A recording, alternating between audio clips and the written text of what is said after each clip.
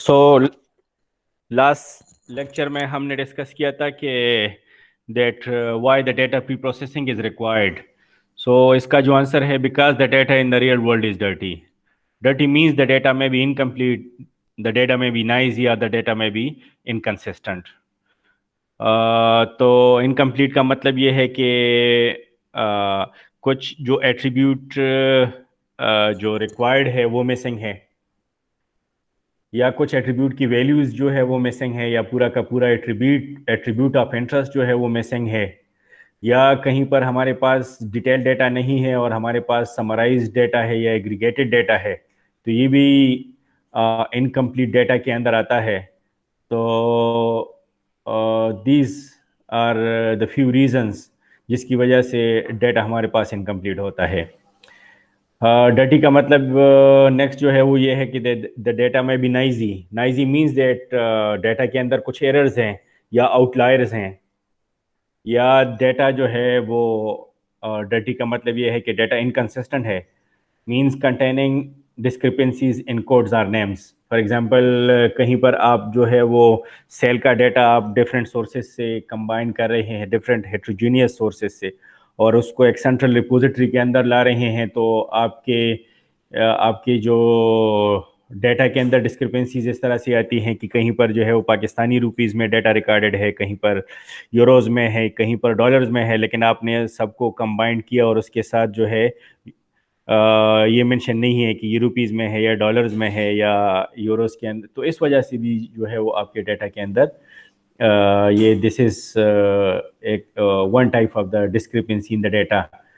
या जो है वो कहीं पर जो है वो डेटा जो नेमिंग कन्वेंशंस है कि जिस तरह से हम फर्स्ट नेम को as a real name use करते हैं, इस तरह डिफरेंट कंट्रीज़ में जो है वो सेकंड नेम्स को एज अ रियल नेम जो है यूज़ किया जाता है, और हम सिर्फ फर्स्ट नेम से जो है वो डेटा उठा रहे हैं। तो जब वो हम कंबाइन करते हैं एक सेंट्रल रिपोजिटरी के अंदर, तो उसकी वजह से जो है वो आपकी इनकन्सिस्टेंसी आ जाती है डेटा के अंदर।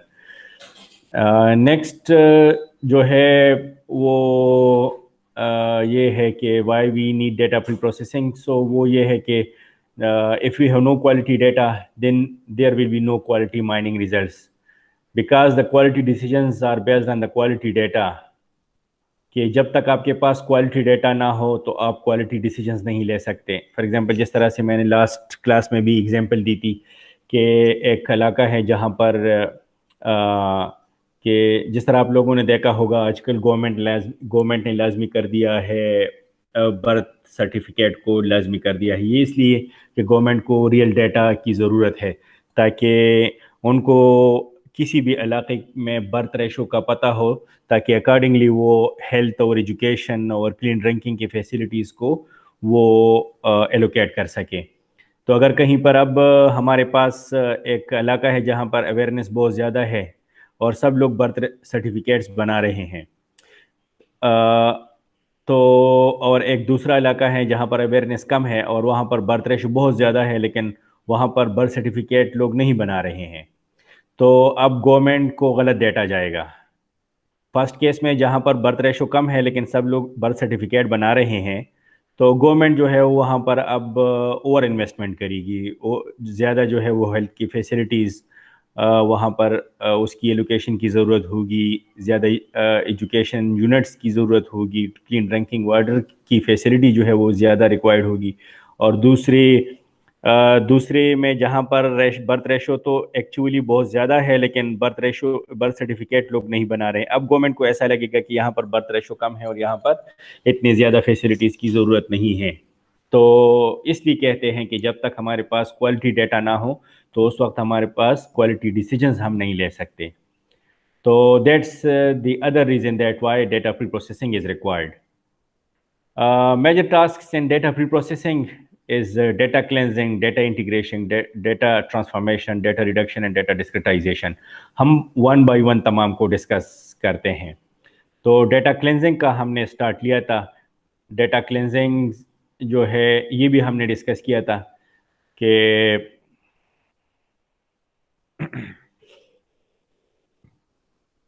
मैं डेटा क्लीनिंग पे आता हूँ। सो डेटा क्लीनिंग के अंदर हम क्या करते हैं कि we fill the missing values, जहाँ पर वैल्यूज मिसिंग है एट्रीब्यूट की, हम उसको फिल करते हैं। We identify the outliers and we smooth out the noisy data. अब डेटा क्लेंजिंग के अंदर हम आउटलायर्स को भी आइडेंटिफाई करते हैं, जिसके लिए हम क्लस्टरिंग को यूज़ करके आउटलायर्स आइडेंटिफाई करते हैं। हम नॉइज़ को रिमूव करने के लिए डाटा को स्मूथ भी करते हैं। स्मूथिंग की अपनी टेक्निक्स है जो कमिंग फ्यू स्लाइड्स में हम डिस्कस करते हैं डिटेल में। इस तरह करेक्ट द इनकंसिस्टेंट डाटा, ये तीन जो है हम काम करते हैं डाटा क्लेंजिंग के अंदर। सो फर्स्ट क्वेश्चन ये है कि मिसिंग डाटा क्यों आता है। तो एक रीज़न तो ये है कि data is not always available, वो जेन्युइनली मिसिंग है data. For example many tuple have no recorded value for several attribute such as the customer income the sales data. जब भी आप कहीं पर जो है वो परचेजिंग करते हैं, कई बड़े स्टोर्स में जाते हैं, आपको रिसीट्स मिलते हैं, लेकिन वो आपसे आपका इनकम नहीं पूछते, ना वो पूछ सकते हैं। तो अब उन स्टोर्स के लिए ये आइडेंटिफाई करना मुश्किल हो जाता है कि हमारे पास किस क्लास के कस्टमर्स, किस इनकम के कस्टमर्स हमारे पास आते हैं। अगर उनसे ये पूछा जाए कि आपके मेजॉरिटी कस्टमर्स किस इनकम के क्लास के हैं, तो वो ये आंसर नहीं दे सकते, क्योंकि उनके पास ये डाटा नहीं है। और ये डाटा क्यों नहीं है, तो ये कोई एरर नहीं है, बल्कि वो जेन्युइनली मिसिंग है, क्योंकि कहीं पर भी स्टोर्स के अंदर आपसे ना कोई पूछ सकता है कि आपका इनकम क्या है और ना आप बताते हैं। सेकंड रीज़न जो है that why the data is missing, so missing data may be due to the equipment malfunction, कि आपका जो कीबोर्ड है आप एंट्री कर रहे हैं लेकिन कोई कीज़ जो है वो सही प्रेस नहीं हो रहे हैं और वो डेटा एंट्री नहीं हो रही है, या the data is inconsistent with other recorded data and दस डिलीटेड। कहीं पर आप जो है जो ऑलरेडी आपका आप डिफरेंट हेट्रोजूनियस सोर्सेज से आप डेटा लोड कर रहे हैं एक सेंट्रल रिपोजिटरी के अंदर। अब जो डिफरेंट सोर्सेज से आप डेटा लेते हैं और सेंट्रल रिपोजिटरी के अंदर लेते हैं, अब अगर कहीं पर डेटा टाइप का प्रॉब्लम हो तो वो डेटा सेंट्रल रिपोजिटरी के अंदर लोड नहीं होगा। तो इस वजह से भी लोग जो है उनको पता नहीं होता और वो इस पे ज़्यादा तवज्जो नहीं देते, और वो कहते हैं कि चले अगर लोड नहीं होता तो जाने दे, इस डेटा को यहाँ से लोड हम नहीं करते। The next reason is that the data not enter due to misunderstanding. कहीं पर हैंड रिटन डेटा है और जो एंट्री ऑपरेटर्स हैं उनको समझ नहीं आती और वो छोड़ देते हैं डेटा को, तो this is also one of the reasons. Last जो है नॉट रजिस्टर्ड हिस्ट्री और चेंजेस ऑफ द डेटा, के डेटा के अंदर जो है टाइम स्टैम्प्स नहीं है। अगर टाइम स्टैम्प्स नहीं है और हमारे पास अब क्यूरीज इस किस्म के आते हैं कि एक पर्टिकुलर इवेंट जब हुआ था तो उसके बाद दुनिया के अंदर या आपके डेटा के अंदर क्या क्या चेंजेस आई थी, तो चूंकि आपके डेटा के अंदर टाइम स्टैम्प्स नहीं है तो आप ये इस क्यूरी को आप आंसर नहीं कर सकते। तो ये भी हमारे पास एक रीज़न है। ये जिस तरह 9/11 हुआ था, तो अगर आपसे अब पूछा जाए कि 9/11 के बाद दुनिया में क्या चेंजेस आई थी, तो जहाँ पर टाइम स्टैम्प्स हो तो आप इस क्यूरी को आंसर कर सकेंगे उन ऑर्गेनाइजेशन के लिए, लेकिन जहाँ पर डेटा के अंदर डेटा टाइम स्टैम्प्स ना हो तो आप इस क्यूरी को आंसर नहीं कर सकते। तो ये भी एक रीज़न है कि हम टाइम स्टैम्प्स नहीं रिकॉर्डेड करते, और अगर हमारे पास इस किस्म के इवेंट्स आते हैं जिसका ताल्लुक टाइम से हो तो उस किस्म के क्यूरीज को हम आंसर नहीं कर सकते। नेक्स्ट जो है मिसिंग डेटा में need to be inferred. Sometimes हमें डेटा की इन्फ्रेंसिंग की ज़रूरत होती है। ये तो एक सोल्यूशन है कि हम मिसिंग डेटा को देखते हुए उसकी इन्फ्रेंसिंग करते हैं कि हाँ मोस्ट प्रोबेबल वैल्यू यहाँ पर ये हो सकती है, तो ये तो एक सोल्यूशन है। द नेक्स्ट जो है क्वेश्चन जो है is how to handle the missing data. So we have different techniques to fill the missing values और fill the missing data. Number first है कि इग्नोर द टपल, कि जहाँ पर अगर डेटा मिसिंग है तो ये कहते हैं एक सोल्यूशन ये है कि आप उस पूरे रिकॉर्ड को ड्रॉप कर ले। लेकिन ये एक अच्छा मेथड नहीं है। क्यों? ये इसलिए कि अगर कहीं पर 5% या 2% या 3% आपका डेटा मिसिंग है तो आपको वो डेटा ड्रॉप नहीं करना चाहिए। ठीक है, आपके लिए आपको सोचना चाहिए कि जो 2% डेटा मिसिंग है उसके मोस्ट प्रोबेबल वैल्यूज क्या हो सकते हैं। हाँ, अलबत्ता अगर आपका 95% डेटा जो है वो मिसिंग है, तो फिर ठीक है, उस पूरे टपल को आप ड्रॉप कर ले या उस पूरे रिकॉर्ड को आप ड्रॉप कर ले। तो ये एक मेथड है। नेक्स्ट मेथड जो है वो filling the missing values manually. ये कहते हैं कि मैनुअली जो है आप डेटा को देखते जाएं और उसकी वैल्यूज जो है वो फिल करते जाएं। तो उसके ये भी एक सोल्यूशन है, but it is tedious and infeasible. Infeasible क्यों? इनफीजिबल ये है कि अगर आपके पास बहुत लार्ज डेटा है, तो यू विल जिसमें बिलियंस ऑफ रिकॉर्ड्स हो, तो you will not be able to fill that data manually. तो ये भी ये है कि एक रीजंस तो है, एक सोल्यूशन तो है, बट इसका जो है ये है कि it is not a feasible option. फिर ये कहते हैं कि use a global constant to fill in the missing values. For example unknown, a new class, sorry, एक मेथड ये है कि ये कहते हैं कि जहां पर डेटा मिसिंग है वहां पर आप अननोन जो है वो लिख दें या इन्हें लिख दें। अब इस तरह से फिल करेंगे तो ये तो काफ़ी सारा डेटा मिसिंग होगा, और हर जगह पर जो जो आपके पैटर्न माइनिंग की एल्गोरिथम्स हैं उनको हर जगह अननोन मिलेगा। अब ये एल्गोरिथम कहेगा कि ये अननोन तो काफ़ी फ्रीक्वेंट है, तो मीन्स ये बड़े इंटरेस्ट का पैटर्न है। ये समझेगा कि ये एक नया क्लास का है, डेटा है, और उसकी फ्रीक्वेंसी काफ़ी ज़्यादा है, तो बड़े इंटरेस्ट का पैटर्न है, जो असल में कुछ भी नहीं होगा। तो इस सोल्यूशन के साथ ये एक प्रॉब्लम है। नेक्स्ट कहते हैं कि use the attribute mean to filling the missing values. कि जहां पर डेटा मिसिंग है और न्यूमेरिकल डेटा है तो आप मीन से फिल करते जाएं। फॉर एग्जांपल कहीं पर स्कूल के बच्चे हैं और कहीं पर एज मिसिंग है, तो मीन ले ले स्कूल के बच्चों का और उससे फिल कर ले। या ऑर्गेनाइजेशन है और उसमें एम्प्लॉइज़ की सैलरीज हैं, कहीं पर किसी की सैलरी मिसिंग है, तो ऑर्गेनाइजेशन की एम्प्लॉइज़ की सैलरीज का एवरेज ले ले और फिल कर ले वैल्यू को। लेकिन हाँ, ये भी एक मेथड है। लेकिन आगे कहते हैं कि use the attribute mean for all samples belonging to the same class to filling the missing values. और उसके आगे लिखा है कि ये एक स्मार्टर टेक्निक है।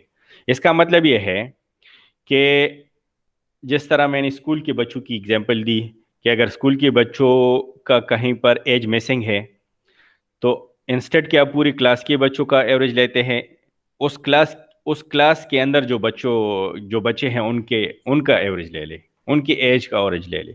तो वो ज़्यादा जो है वो एक ठीक वैल्यू होगी।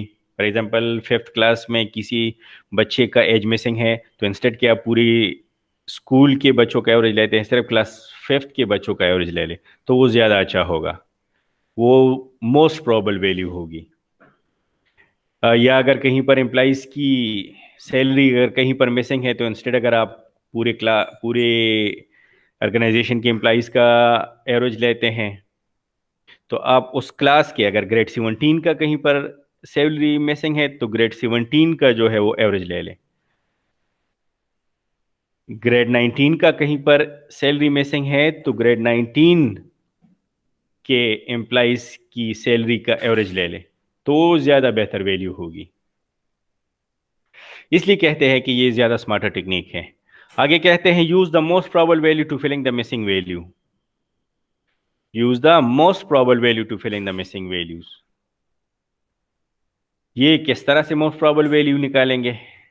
It is inference based. Inference based techniques आपको चाहिए कि जो मोस्ट प्रोबेबल वैल्यू को माइन कर सके, प्रिडिक्ट कर सके to fill the missing values. और इन्फ्रेंस बेस्ड टेक्निक्स हमारे पास डेटा माइनिंग के अंदर अवेलेबल है। एक है बेजियन, एक मॉडल है, और एक डिसीजन ट्री है।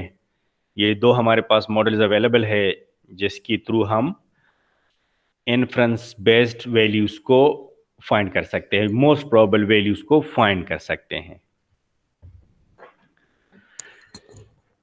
इसके बाद जो है डेटा क्लेंजिंग के बाद हमारा जो नेक्स्ट डेटा प्री प्रोसेसिंग के अंदर जो नेक्स्ट कैटेगरी है वो नाइज का है कि आप नाइज को कैसे रिमूव करेंगे।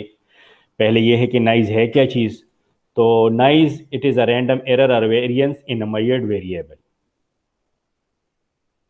कि आपके मॉडल ने जो वैल्यू प्रेडिक्ट की है उसका आप एक्चुअल वैल्यू के साथ कंपेयर करते हैं कि इसमें कितना डिफरेंस है, तो इसको एरर कहते हैं। एरर्स क्यों आते हैं? तो एरर में be due to the faulty data collection instruments. आपके जो सेंसर्स लगे हैं वो सही तरीके से डेटा को रिकॉर्ड नहीं करे, ये एक मेथड है। डेटा एंट्री प्रॉब्लम्स है, जिस तरह से मिसिंग डेटा के अंदर ये प्रॉब्लम था तो यहाँ भी आ सकता है। डेटा ट्रांसमिशन प्रॉब्लम्स या टेक्नोलॉजी लिमिटेशन है या इनकन्सिस्टेंसी इन नेमिंग कन्वेंशंस है, तो ये डिफरेंट रीजंस है जिसकी वजह से हमारे पास डेटा के अंदर नाइज आ सकता है। Other data problems which requires data cleansing, वो डुप्लीकेट रिकॉर्ड्स हैं। तो डुप्लीकेट रिकॉर्ड को भी हम प्री प्रोसेसिंग के अंदर हम डुप्लीकेट रिकॉर्ड्स को भी रिमूव करते हैं। इनकम्प्लीट डेटा कहीं पर है तो उसको भी फिल करते हैं। इनकन्सिस्टेंट डेटा है तो उसको भी हम देखते हैं कि इनकन्सिस्टेंसी क्यों आ रही है and how to remove that inconsistency. तो ये सारे जो है ये भी डेटा प्री प्रोसेसिंग के अंदर हम करते हैं। The next is the solution, how to handle the noisy data. तो फर्स्ट मेथड जो है वो बिनिंग है। ये कहते हैं कि फर्स्ट बिनिंग के अंदर हम क्या करते हैं, हम डेटा को स्मूथ करते हैं to remove the errors. Smooth smooth से पहले हम क्या करते हैं, बिनिंग के अंदर पहले हम डेटा को सॉर्ट करते हैं, फिर बिन्स में डिवाइड करते हैं और उसके बाद स्मूथ करते हैं। तो स्मूथिंग की तीन मेथड्स हैं। Smoothing by bin means, smoothing by bin median और स्मूथिंग बाय बिन बाउंड्रीज। तो ये तीन मेथड्स है। ये आगे हम मैं एक एग्जांपल से समझाने की कोशिश करूंगा और मुझे उम्मीद है कि आप लोगों की अंडरस्टैंडिंग डेवलप हो जाएगी। नेक्स्ट जो है वो है क्लस्टरिंग है। क्लस्टरिंग हम किस लिए यूज करते हैं? To detect and remove the outliers. Outliers क्या होते हैं? मैंने लास्ट क्लास में भी बताया था कि आउटलायर्स वो वैल्यूज होते हैं जो सबसे मुख्तलिफ हों, तो उसको आउटलायर्स कहते हैं। Next method how to handle the noisy data is combined the computer and human inspection. ये कहते हैं कि detect the suspicious values and check by human.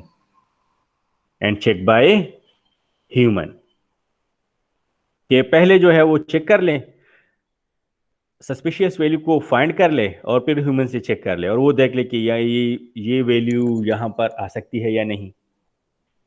The next method is regression. Regression is smoothing by fitting the data into the regression function, जहाँ पर हम एक variable को use करके अदर वेरिएबल्स को प्रिडिक्ट करते हैं रिग्रेशन के अंदर।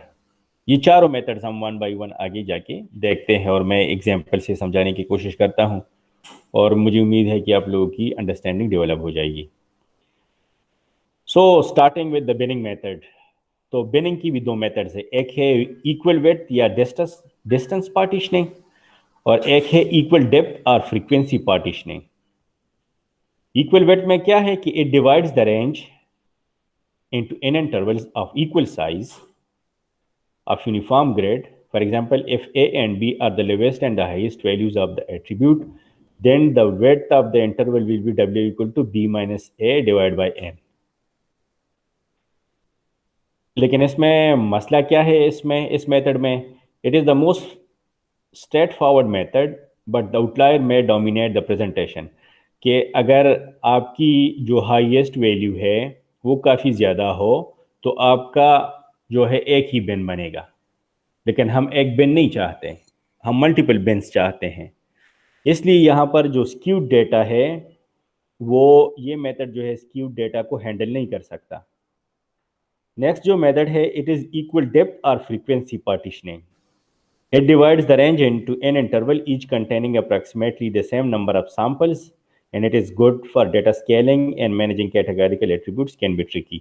मैं एग्जाम्पल से समझाता हूँ। ये एक एग्जाम्पल है, हमारे पास ये डेटा गिवन है, ये सेल का डेटा है, सेल इन डॉलर्स। तो इसको हमने ऑलरेडी सॉर्ट कर लिया है।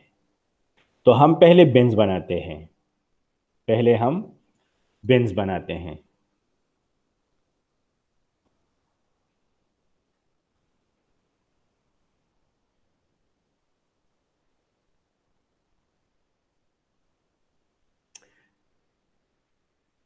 सॉरी, कोई इंटरप्शन होगी जिसकी वजह से मैं देख रहा था कि कोई ऑनलाइन हो रहा है या क्या हो रहा है। ओके जी। तो ये जो सेकंड मेथड हमने पढ़ा, हमने वो मेथड अप्लाई किया, ये कि हमने इक्वल डेप्थ की पार्टीशंस बना रहे हैं। ये देखिए आपके इस ये जो डाटा है इसमें टोटल जो लिस्ट है इसमें टोटल 12 वैल्यूज हैं। तो हमने इसको 3 बिन्स में डिवाइड कर रहे हैं, and each bin is of size 4। Equal bins हमने बना लिए। पहले बिन में आपका आ गया 4, 8, 9, 15, दूसरी बिन में 21, 21, 24, 25 एंड सो ऑन। पहले हम बिन्स बनाते हैं, फिर हम स्मूथिंग करते हैं बाय बिन मीन्स और बाय बिन बाउंड्रीज और बाय बिन मीडियन। तो बाय बिन मीन्स को पहले हम देखते हैं। बाय बिन मीन्स में ये है कि हम इस बिन वन की तमाम वैल्यूज़ का हम मीन लेते हैं और फिर तमाम वैल्यूज़ को मीन से रिप्लेस करते हैं। इस बिन का जो मीन है वो 9 है, इसलिए हमने इस बिन के तमाम वैल्यूज़ को 9 से रिप्लेस किया। This is called smoothing by bin means. दूसरे बिन का हमने मीन लिया और इसका मीन जो है वो 23 है, तो हमने इस बिन के तमाम वैल्यूज़ को 23 से रिप्लेस किया। इस बिन का हमने मीन लिया और इसकी जो मीन वैल्यू है वो 29 है, और इस बिन के तमाम वैल्यूज़ को हमने 29 से रिप्लेस किया। दूसरा जो मेथड है स्मूथिंग बाय बिन बाउंड्रीज, तो इसके अंदर जो है हम देखते हैं कि कौन सी वैल्यू किस बाउंड्री के करीब है। एक बाउंड्री वैल्यू ये है और एक बाउंड्री वैल्यू ये है। तो एक 4 आपके पास बाउंड्री वैल्यू है और ये नेक्स्ट 8 है, तो 8 4 के ज़्यादा करीब है एज कम्पेयर टू 15, तो 8 को हम 4 से रिप्लेस करते हैं। इस तरह 9 भी ज़्यादा करीब है 4 के इंस्टेड ऑफ 15, तो हम 9 को भी 4 से रिप्लेस करते हैं और लास्ट वैल्यू जो है वो लास्ट बाउंड्री वैल्यू है वो चेंज नहीं कर सकते। फिर ये देखें हमारे पास एक बाउंड्री वैल्यू 21 है और एक 25 है। तो 21 के करीब है, तो ये तो ऑलरेडी 21 है। 24 25 के करीब है एज कम्पेयर टू 21, तो 24 इज रिप्लेस बाय 25, तो दो वैल्यूज 25 आ गए। सिमिलरली हमारे पास 26 और 34 है, तो ये सारे ये 28 और 29 26 के ज़्यादा करीब है, तो हमने इनसे रिप्लेस किया और थर्ड हमारे पास जो है वो 34 है। जो नेक्स्ट मेथड है it is smoothing by bin median. Median value क्या होती है जी? आप लोग सो रहे हैं कि जाग रहे हैं? इजाज, मीडियन क्या होती है? मीडियन वैल्यू सर जो दरमियान वाली वैल्यू हो अगर वो आड हो तो उसको जो दरमियान वाले हैं उसको दोनों को जमा करके 2 पे डिवाइड करते हैं, और अगर इवन हो तो उसका दरमियान वाला है। तो ये ठीक है कि इजाज ने जिस तरह बताया कि मीडियन जो है वो, आप अपना माइक बंद कर दीजिए इजाज, कि सॉर्टेड वैल्यू में जो दरमियान की वैल्यू होती है उसको मीडियन कहते हैं। ठीक है जी। तो अब आप ये कर ले कि आप इन वैल्यूज़ को, ये जो 3 बिन की वैल्यूज़ हो, इनको मीडियन से रिप्लेस कर ले। तो बिन वन में क्या वैल्यूज़ आएंगी, मैं पूछता हूँ one by one. Been one में हमारे पास है 4, 8, 9, 15। वकास, बिन वन की मीडियन वैल्यू क्या है? 9 सर। 9 है, तो इसकी वैल्यूज क्या आएंगे? सर इसकी 4 सर मीडियन से रिप्लेस करेंगे। सारे को मीडियन से रिप्लेस करेंगे। तो क्योंकि मीडियन आप 8 को भी ले सकते हैं, 9 को भी ले सकते हैं, क्योंकि इसमें इवन वैल्यूज हैं। तो वो डिपेंड करता है कि आप सील वैल्यू ले रहे हैं या फ्लोर वैल्यू ले रहे हैं। तो अगर सील वैल्यू ले रहे हैं तो 9 जो है वो आपका मीडियन आएगा, तो all the values will be replace by 9। ठीक है, ओके गुड। बिंटू जी, बिंटू का मीडियन क्या होगा जी? ये क्या नाम है आपका जो फीमेल है, रजिया? अस्सलाम वालेकुम सर जी। जी वालेकुम सलाम जी। सर बिंटू का मीडियन क्या होगा? सर 21 और 24 दोनों में ठीक है, से तो एक ले सकते दोनों हैं। में से एक, अगर हम 24 लेते हैं तो इसकी स्मूथ वैल्यू जो है बिंटू की वो क्या आएगी?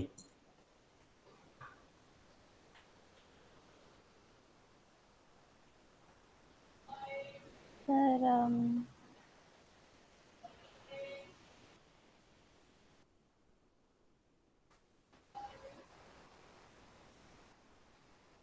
सर पता नहीं, आप बताएं।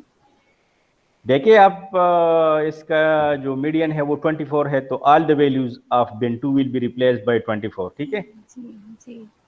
ठीक है, ओके जी। नेक्स्ट कौन है? फैसल। फैसल, जी सर। बिन 3 का मीडियन क्या है 26 और 28, जी? 28 28 है, तो बिन 3 की स्मूथ वैल्यू क्या आएगी? 28 रिप्लेस करें। सारी वैल्यूज को 28 से रिप्लेस करेंगे। ठीक है जी, यस सर। ओके जी। Next is cluster analysis. तो क्लस्टर एनालिसिस में हम क्या करते हैं कि हम सिमिलरिटी, किसी नेचुरल सिमिलरिटी के बेस पे हम तमाम वैल्यूज को कंबाइन करते हैं। यहाँ पर हमारे पास 3 क्लस्टर्स बने हैं। मीन, ये प्लस साइन जो है ये इस क्लस्टर की मीन को रिप्रेजेंट कर रहे हैं। तो ये क्लस्टर 1 की वैल्यूज हैं, ये क्लस्टर 2 के, और ये क्लस्टर 3 के। मीन्स इनकी बीच आपस में सिमिलरिटी ज़्यादा है as compare to this cluster and this cluster. और जो वैल्यूज किसी क्लस्टर का हिस्सा नहीं बनते तो उसको कहते हैं आउटलायर। तो क्लस्टरिंग को यूज़ करके हम आउटलायर्स को आइडेंटिफाई करते हैं। नेक्स्ट जो है वो रिग्रेशन है। In regression, one variable is used to predict the other variable. For example, x is used to predict y.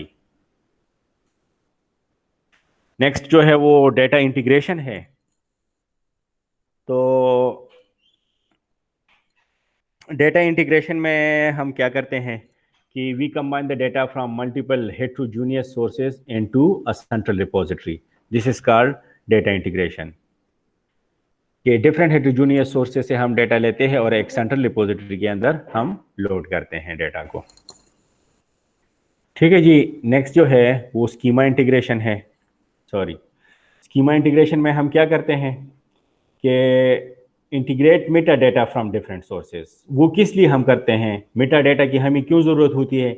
इसलिए कि देखिए, जब हम डेटा कंबाइन करते हैं, स्कीमा की इंटीग्रेशन करते हैं, तो स्कीमा के अंदर देखिए आप ये देख लें कि डिफरेंट स्कीमास के अंदर या डिफरेंट टेबल्स के अंदर सेम एट्रीब्यूट के मुख्तलिफ वैल्यूज़ हो सकते हैं। फॉर एग्ज़ाम्पल, टेबल ए के अंदर कस्टमर आईडी को इस तरह से लिखा गया है और टेबल बी के अंदर कस्टमर आईडी को इस तरह से लिखा गया है। अब दोनों एक ही चीज़ को रिप्रेजेंट कर रहे हैं। तो जब हम स्कीमा इंटीग्रेशन करते हैं तो वो ये समझते हैं कि ये डिफरेंट एट्रीब्यूट्स हैं, हालांकि ये डिफरेंट नहीं है। ये कस्टमर आईडी को मुख्तलिफ तरीक़ों से रिप्रेजेंट किया गया है और एक ही एट्रीब्यूट है। तो हमें मीटा डेटा की ज़रूरत होती है जहाँ से हमें ये पता चल सके कि हाँ, ये एक ही एट्रीब्यूट की 2 मुख्तलिफ नेम्स हैं। नेक्स्ट है detecting and resolving data value conflicts. Data value conflict को हम किस तरह रिमूव करते हैं? For example, for the same real world entity, attribute values from different sources are different. Possible reasons, different representation, different scales. For example, metric versus British unit, या जिस तरह से सेल है, एक ही एट्रीब्यूट है, नेम सेल है, लेकिन अब एक टेबल के अंदर जो सेल है वो डॉलर्स में रिकॉर्डेड है, एक दूसरे टेबल में जो सेल है वो पाकिस्तानी रुपीज़ में है।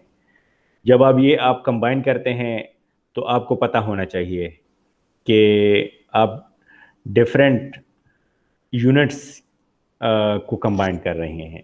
अगरचे वैल्यू जो है उसमें कोई फ़र्क नहीं आएगा, जब आप सेंट्रल रिपोजिटरी के अंदर लोड करते हैं कोई एरर नहीं मिलेगा, लेकिन आपका जो डाटा है उसकी वो काफ़ी चेंज होगा, क्योंकि आपने रुपीज़ और डॉलर्स को साथ में मिलाया है, एक साथ मिलाया है। तो this is the third reason, third problem जो डाटा इंटीग्रेशन के अंदर आता है। नेक्स्ट है how to handle the duplicated data और how to handle the redundant data. तो redundant data occur often when we integrate multiple databases. The same attribute may have different names in different databases. For example, one attribute may be a derived attribute in another table, for example, annual revenue. So redundant data may be able to detected by the correlation analysis. तो एक method तो ये है जिसकी through हम duplicated record को find करते हैं कोरिलेशन एनालिसिस के थ्रू। ये आपके पास एक कोरिलेशन का फार्मूला गिवन है, correlation between A and B. ये ए और बी दो एट्रीब्यूट्स हैं। So it is the summation of all the values of A minus A dash. A dash क्या है? It is the mean value of A, of attribute A. Similarly, B minus B dash. B dash is the mean value of the attribute B. N is the total number of records.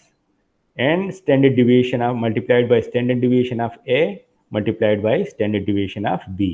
Standard deviation जो है उसका formula जो है ये आप लोगों के पास जो है वो मीन का भी फार्मूला लिखा है और ये स्टैंडर्ड डिविएशन का फार्मूला भी यहाँ पर गिवन है। That's how you can calculate the standard deviation. ठीक है जी।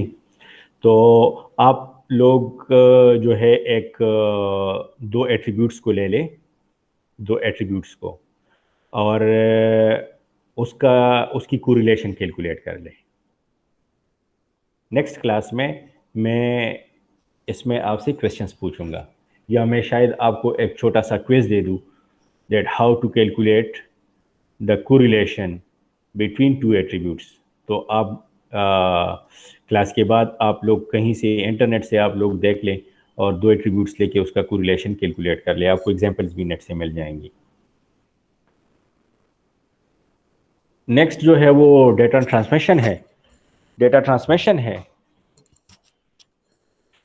नेक्स्ट डेटा ट्रांसमिशन है तो सॉरी डेटा ट्रांसफॉर्मेशन है कि आप डेटा को एक फॉर्म से दूसरे फॉर्म में कन्वर्ट करते हैं। तो डेटा ट्रांसफॉर्मेशन के अंदर ये डिफरेंट 5 टेक्निक्स है। एक है स्मूथिंग, जो ऑलरेडी आप लोगों ने देख लिया। स्मूथिंग हम क्या करते हैं, इसके थ्रू हम डेटा से नॉइज़ को रिमूव करते हैं, लेकिन ये एक डेटा ट्रांसफॉर्मेशन टेक्निक भी है। ठीक है, कि आपने डेटा को एक फॉर्म से दूसरे फॉर्म में कन्वर्ट किया। नेक्स्ट जो है डेटा ट्रांसफॉर्मेशन मेथड है वो एग्रीगेशन है। एग्रीगेशन जो है वो डेटा रिडक्शन के अंदर भी आता है, क्योंकि आप इसमें डेटा को रिड्यूस करते हैं। We store the summarize data और we store the data cubes. For example summarize data क्या होगा? टू कंप्यूट एनुअल और monthly sale from the daily sale. आपके पास डेली सेल से आपने मंथली सेल जो है वो कैलकुलेट कर लिए, तो आपने डेटा की एग्रीगेट्स बना लिए। अब डेली सेल के बजाय आपके पास 30 वैल्यूज़ की बजाय मंथली बेस पे करते हैं, तो आपके पास 30 की बजाय 1 वैल्यू होगी। तो आपने डेटा को रिड्यूस किया क्योंकि आपने डेटा की एग्रीगेट्स बना लिए या आपने डेटा को समराइज किया। This is one example of data aggregation. एक है जनरलाइजेशन, ये भी डेटा रिडक्शन के अंदर भी आता है। जनरलाइजेशन, या इसको कहते हैं कॉन्सेप्ट हायरार्की क्लाइंबिंग।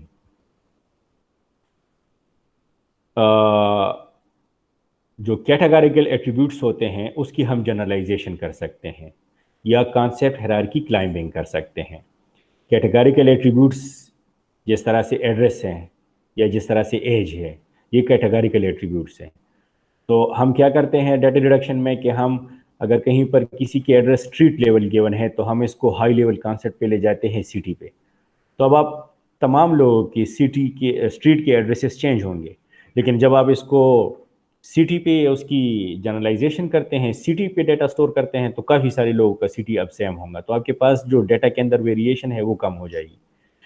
या जिस तरह से हमारे पास एक और कैटेगरिकल एट्रीब्यूट है एज, तो एज के को हम 3 कैटेगरीज में डिवाइड करते हैं, young, middle age and old age.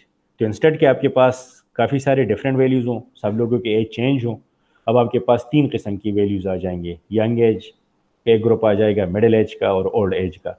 ये हम क्यों करते हैं? ये हम इसलिए करते हैं कि काफ़ी सारे जो डेटा माइनिंग की एल्गोरिथम्स हैं वो कैटेगरिकल डेटा के ऊपर काम करते हैं, तो इसलिए हम उसके लिए डेटा की कैटेगरीज बनाते हैं या जनरलाइजेशन करते हैं या कॉन्सेप्ट हायरार्की क्लाइंबिंग करते हैं।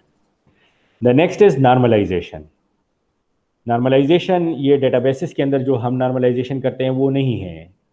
यहाँ पर डेटा माइनिंग के अंदर जो नॉर्मलाइजेशन है इसमें हम करते हैं, हम डेटा को एक स्मॉल स्पेसिफाइड रेंज के अंदर लाते हैं और उसकी 3 मेथड्स हैं।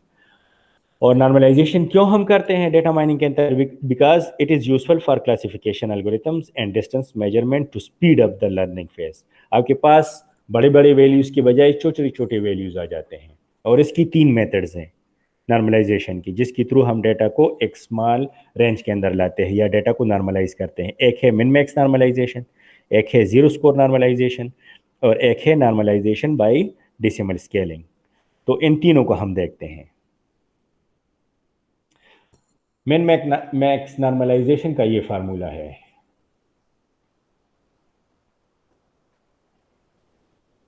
सॉरी, मिन मैक्स नॉर्मलाइजेशन के v dash is equal to v minus min value of the attribute a divided by the maximum value of the attribute a minus minimum value of the attribute a multiplied by the new max minus new main.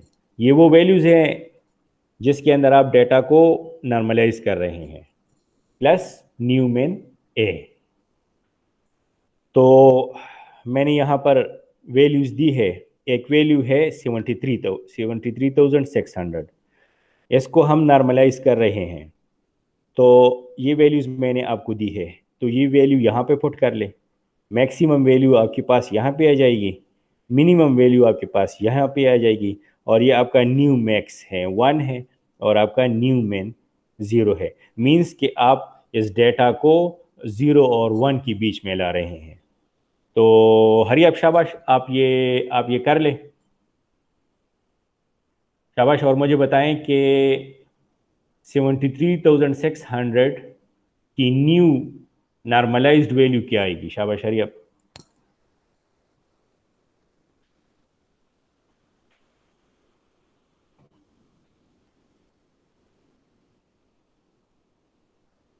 मैं mic को थोड़ी देर के लिए बंद कर रहा हूं, आप लोग ये कर लें।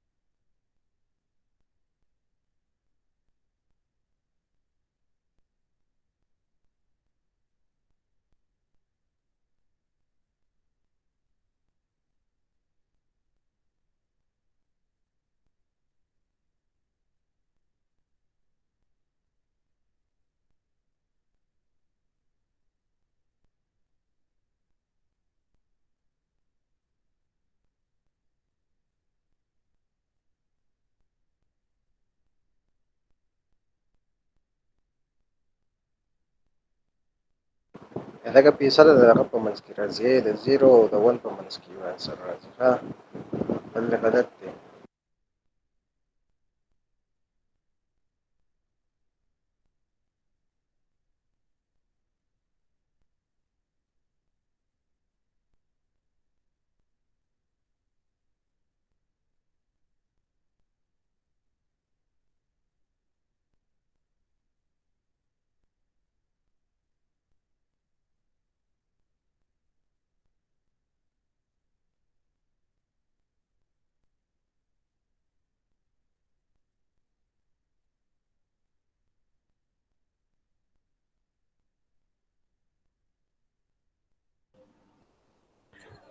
हेलो। जी सर हो गया है और कमेंट में आंसर लिख दिए सर।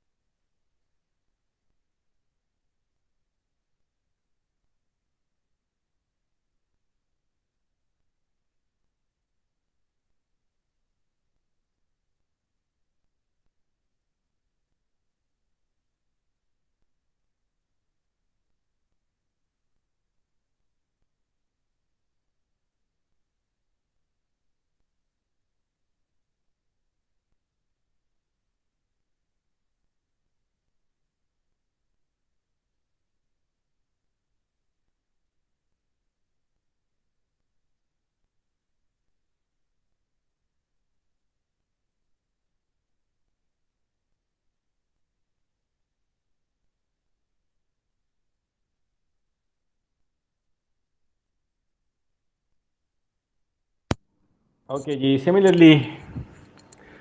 सिमिलरली आपका ज़ीरो स्कोर नॉर्मलाइजेशन है, तो it is V dash is equal to V minus mean value of A divide by standard deviation of A. अब आपके पास क्या है कि वैल्यू विल बी गिवन, जिसको आपने कन्वर्ट करना है, नॉर्मलाइज करना है, और साथ में अगर मीन वैल्यू गिवन है और स्टैंडर्ड डिविएशन भी गिवन है तो काफ़ी आसान हो जाता है। अगर आप हैंस एंड कैम्बर के बुक से देख ले तो यहाँ पर इसकी जो है वो गिवन है।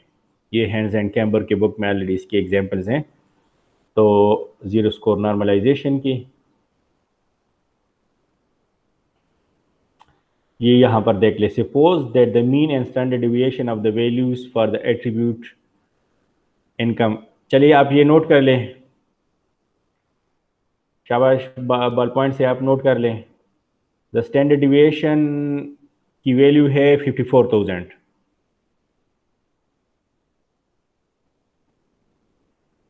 सॉरी, मीन जो है वो 54,000 है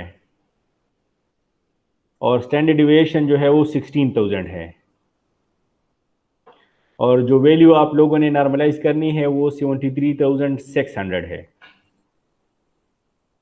ठीक है, शाबाश हरी, आप इसकी वैल्यू निकालें।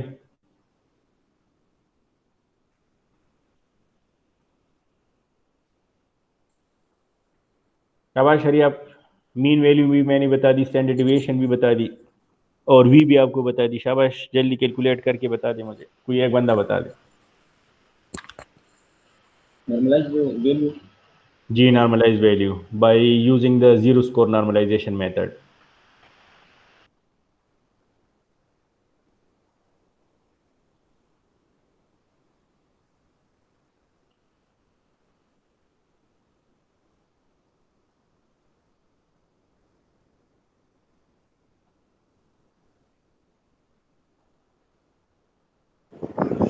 सर 1.22। ठीक है, मेरे ख्याल में कुछ इस तरह वैल्यू आ रही है। यहाँ पर अगर हम देख ले तो ये वैल्यू है जी 1.225। नज़र आ रही है आप लोग स्क्रीन पे? ये वैल्यू नज़र आ रही है आपको या नहीं? नो सर नहीं है। अच्छा अच्छा, ये मेरे ख्याल में ये शेयर नहीं है, तो ठीक है। ये आप लोगों को मैंने सॉफ्ट कॉपी दी है हैंड्स एंड कैम्बर की, ये पेज 12 पे है, तो यहाँ से आप इस एग्जाम्पल को देख सकते हैं। The next is the normalization by decimal scaling. It is v dash is equal to v by 10 to power j, where j is the smallest integer such that the maximum of the value will be less than 1। For example अगर आपकी value जो है वो है यहाँ पर value आपकी पास है 12, तो 12 को आप 10 पे डिवाइड कर ले तो क्या आएगी? 10 को 12 पे डिवाइड करेंगे तो क्या नहीं 100 पे डिवाइड करेंगे तो वो 0.12 आ जाएगी। तो इस मेथड में सिंपली आपने वैल्यूज़ को किसी ऐसी वैल्यू पे डिवाइड करनी है ताकि आपकी वैल्यू जो है एब्सोल्यूट वैल्यू वो 1 से कम हो।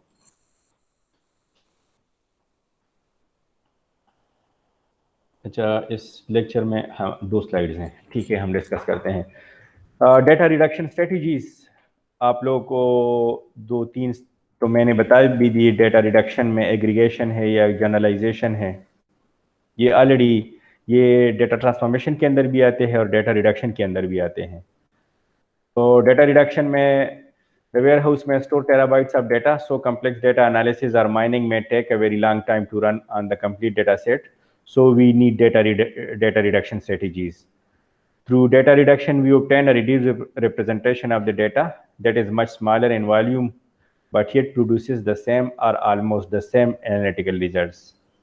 डाटा रिडक्शन स्ट्रेटजीज के अंदर जो है वो डेटा क्यूब एग्रीगेशन है या डायमेंशनलिटी रिडक्शन है, डिस्क्रिटाइजेशन है, डेटा कंप्रेशन है, ये 4 डिफरेंट मेथड्स है डेटा रिडक्शन स्ट्रेटजीज के अंदर। तो data cube aggregation, the first one is data cube aggregation.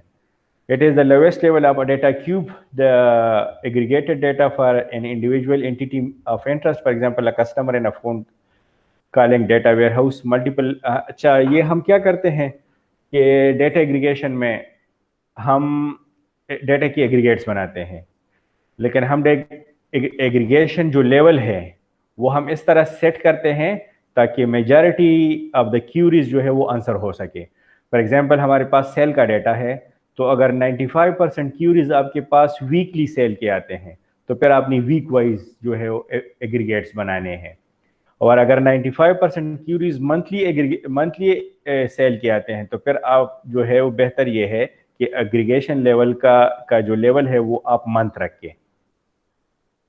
फिर ये कहते हैं कि multi level of aggregation in data cubes, ये कहते हैं कि it will further reduce the size of the data to deal with. अब ये कहते हैं कि फर्स्ट केस में अगर हमारे पास 95% क्यूरीज जो है वो मंथली से वीकली सेल के आ रहे हैं तो हम वीक वाइज एग्रीगेट्स बनाते हैं, लेकिन और उसके साथ 5% क्यूरीज मंथली सेल के आ रहे हैं तो उसके लिए हम डिटेल डेटा को रखते हैं ताकि जो बकाया 5% जो क्यूरीज है वो भी आंसर हो सके।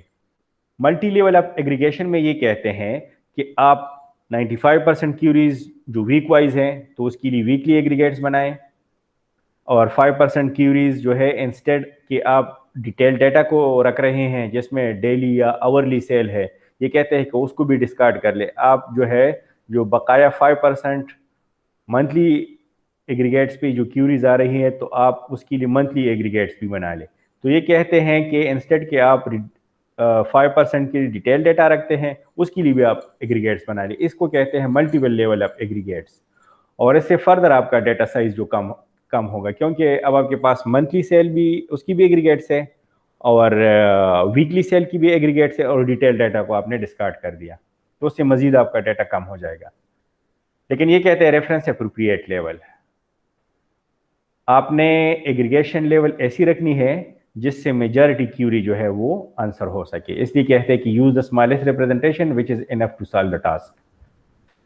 ठीक है कि अगर आपके मेजॉरिटी क्यूरीज जो है वो वीकली वाइज के हैं तो आप वीक वाइज जो है वो आप रख ले, एग्रीगेट्स वीक वाइज बना ले। Queries regarding aggregated information should be answered using data cube when possible, ताकि आपकी मेजॉरिटी क्यूरीज जो है वो आंसर हो सके। तो मेरे ख्याल में हम यहाँ पे स्टॉप करते हैं और इसके बाद जो है डेटा प्री प्रोसेसिंग 2 है तो वो हम अगले लेक्चर में डिस्कस करेंगे। साथ में आप लोगों को मैंने ये दिए है कि यहाँ पे एक क्विज होगा, मैं आप लोगों को एक छोटा सा डेटा सेट दे दूंगा and you will be asked to calculate the correlation between any 2 attributes. ठीक है जी, तो इस पे आप लोग प्रैक्टिस कर लें। अगर कोई क्वेश्चन है तो बारी बारी जो है आप लोग पूछ सकते हैं। एजाज,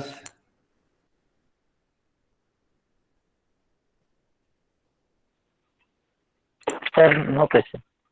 ठीक है, तो आप लोग लेक्चर को पढ़ ले और जो होमवर्क दिया है, ठीक है, तो उस पे आप क्विज की तैयारी कर ली। रजिया, जी सर ठीक है। फैसल, ठीक है sir. Waqas, yes sir, okay, बस कर लेंगे। ठीक है जी। तो मैं नेक्स्ट लेक्चर्स भी आपके जो एलएमएस है उस पर रख रहा हूँ। आप लोग वहाँ से लेक्चर्स डाउनलोड कर रहे हैं एलएमएस से? जी सर, सारे डाउनलोड किए हैं। Good good, thank you thank you. चलिए सही है, ठीक है। So will see you next week इंशाल्लाह। जी सर, अस्सलाम थैंक वालेकुम। यू जी, वालेकुम सलाम।